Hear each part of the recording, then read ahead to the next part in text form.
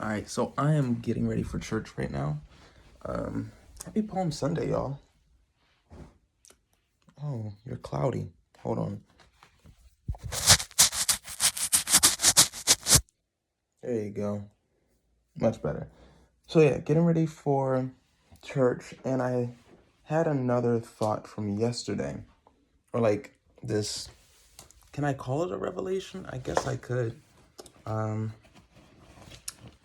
I've been struggling with the question of evil, the question of struggle, the question of things happening to people, and really wrestling with the feeling that God doesn't respond enough to what's happening in the world. Basically, the thought was the Jesus I read about would have responded. That was the thought. And I was struggling, I was really struggling with why an all-powerful God allows evil, And while I don't assume to have all the answers, because this is something I'm really allowing God himself to answer and teach me about. I have nice eyes. Oh my gosh.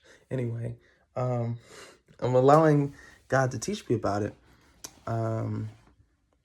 This thought came, this lesson, I don't know what to call it, but there's intended will and there's unintended will. And I think I read about it in the Bible one of these times. Sorry, I told you I'm getting ready for church. I guess we're getting ready for church, depending on what day it is. But what God has intended sometimes gets interrupted with reality. I don't know how else to call it. I did this already. Did I do this already? Did I do this already? Okay, I did this already. All right, we're good. God has intended goodness from the beginning of the world. But just like with communication, what's intended and what comes across can be interrupted by, external things. So I believe that is why God is also redemptive, because he knows in a world full of sentient beings whose wills are being respected, so that he's not a dictator and he's not... No, that can't continue. Where's my...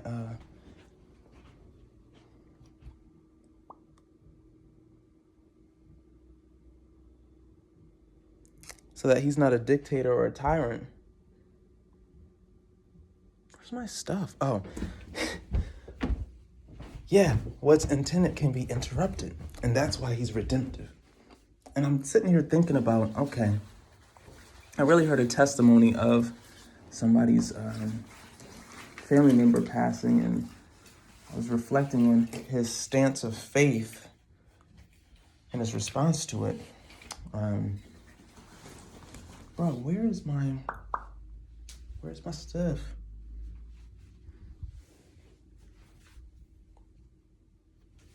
All right. And it's made me realize that God is good. He is good. We say that, right? God is good. Everything he plans is good. His plans can be interrupted. I'm saying that lightly because this is me still learning. But his plans can be interrupted, but they cannot be undone. They cannot be thwarted. Is that an accurate statement? I have no idea. But let's think biblically. We have Israel, and his plan was to bring them into the promised land, and he still did. It just took the 40 years instead of the 11 days. Maybe his plans can't be interrupted, but maybe he plans with interruptions in mind, with things that hinder. Because, yeah, there's the angel delivering the message, and he was hindered by that demonic spirit. Almost fell. But it still came at the right time. That's kind of cool that you plan for traffic. Anybody who plans for traffic is a different kind of planner, because I'm a plan, the way I plan, say, oh, it takes 20 minutes to get there. Did you check the traffic? Nah. Take me 20 minutes. I don't know about y'all. Take me 20 minutes. Then I get stuck in traffic.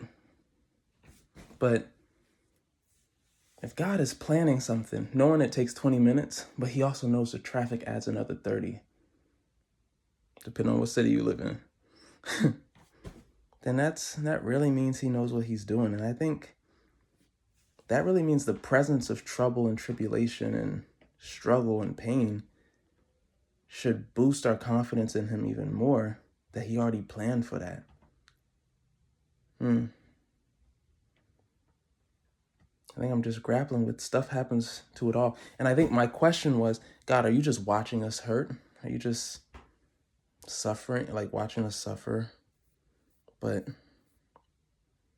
one thing that I learned about God from Job is that he's not just majestic and powerful. You know, where were you when I built the thing? Coming from a background with the people that I've been around,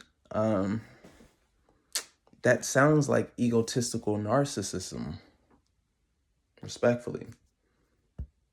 But it's not, because he actually did the stuff, and he did it with generosity and love in his heart, and he put it out to be beautiful and good. So that's very selfless. It's very giving without the strings attached.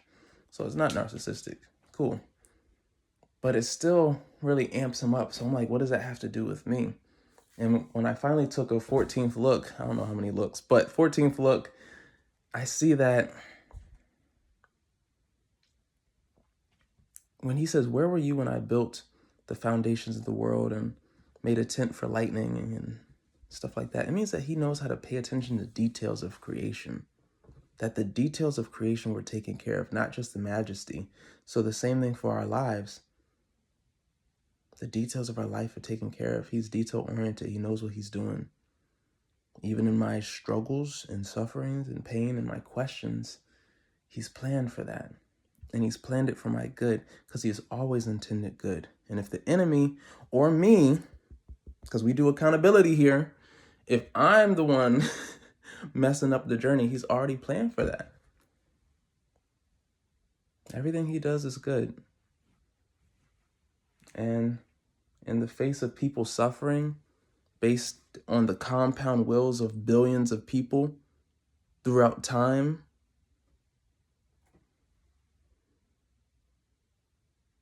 that's something that has to happen.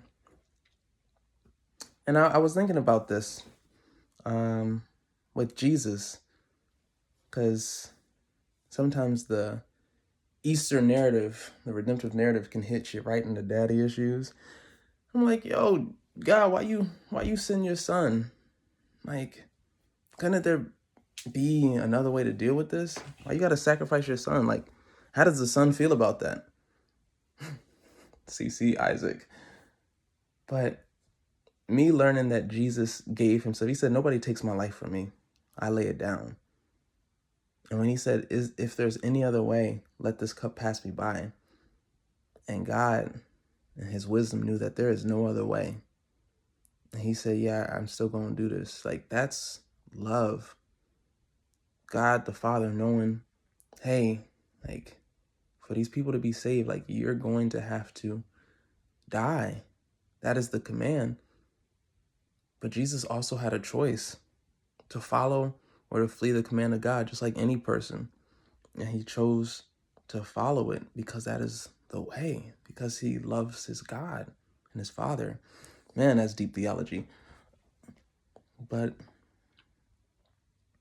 I think it really paints how willing Jesus was to show up for us. And that spite and shame or whatever between them was non-existent. They were there. The Father sent the Son. He sacrificed the Son. He watched the Son go handle a situation that only the Son could. And the Son chose to respond to the Father's command to go and do the thing because our love requires it. Whew. Our love requires it. And he did it.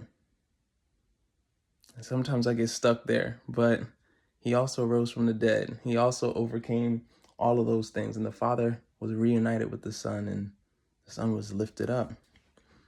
He rose from the dead, and he doing better. He doing great up there, hopefully. I believe so. Not up there, I can't check, but I think he's doing pretty great. And that should give us all hope, you know? At least it gives me a little bit more hope. So anyway, that is my morning thoughts. I'm probably late for church now, am I? I can't tell. I need to find my... You know what? We're not going to be late for this. We're going to get us some shea butter.